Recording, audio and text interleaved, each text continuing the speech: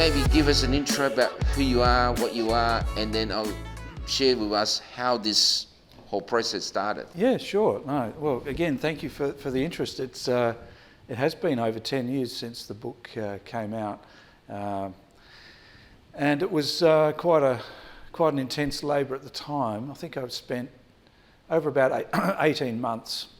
Probably not all that, 50% of my time perhaps in that 18 months, but it was a very intense and interesting period.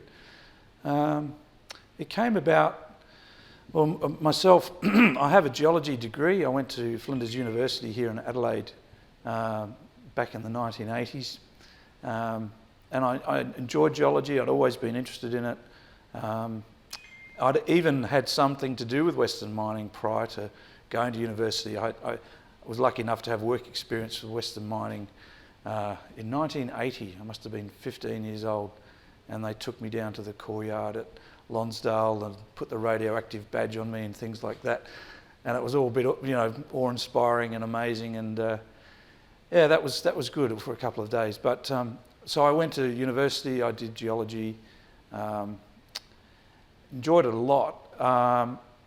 At the time I left, there weren't a lot of jobs in the industry apart from in the oil and gas game, logging mud, so it didn't seem very appealing. I just happened to stumble into a job in journalism with the local paper here in Adelaide, and that kind of distracted me and diverted me down another path altogether for about 20 years, doing journalism, public relations, media and things like that. And it was a bit of a fluke. I was in Melbourne. I had an office, I was working for myself at that stage, but I had an office in a building, it was a Herald Sun building in Melbourne, and I'd come and go every day, excuse me, and I just happened to see RV Parbo coming and going every day as well. And I don't know why, but that just triggered in me the whole idea that I'd love to know how Olympic Dam was found. How did it get there? It was this deposit that I'd kind of grown up with, the discovery and the evolution of Olympic Dam. It had been a huge issue in the media here for years because the government didn't want to allow uranium mining. There was all kinds of news every day and dramatic scenes in Parliament, and things like this as to how they would ever allow the mine to go ahead. So all those years later, I thought I just really would like to know what happened, and I had the time as well to do something. So I approached RV absolutely cold, with no history really with Western mining or anything like that, and said, I want to write a magazine article, a couple of thousand words about Olympic Dam and how it was found. And he said, yeah, sure, come around to my place. And so I went to his home, met the great man over tea and Tim Tams. He was a very hospitable host and a lovely man. And he spent about an hour and a half with me, and we talked, and I went away, wrote the story, 2,000 words of how it was found, and it became a starting point again for me to write about minerals. I'd started in journalism writing about mining, but it veered off into other directions. So he sort of re-sparked that in me, and he said to me at the time, he said, look, he said it's a great story, someone really needs to write it at some point, because we're not going to be here forever. And that was in 2009.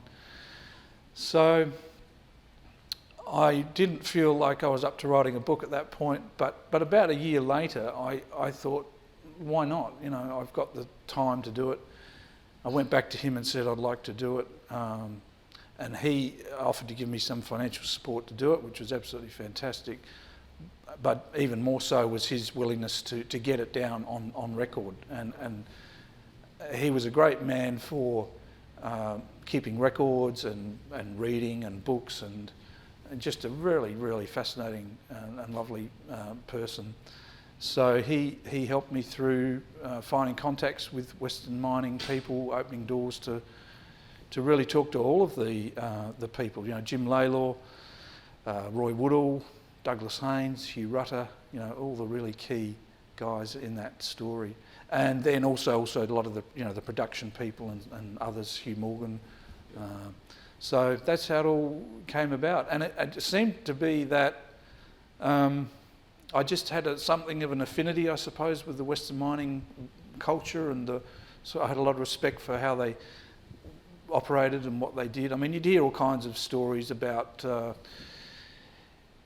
I ended up going to a couple of Western mining get-togethers, in subsequent years. Actually, they had anniversaries every year. I think they still do.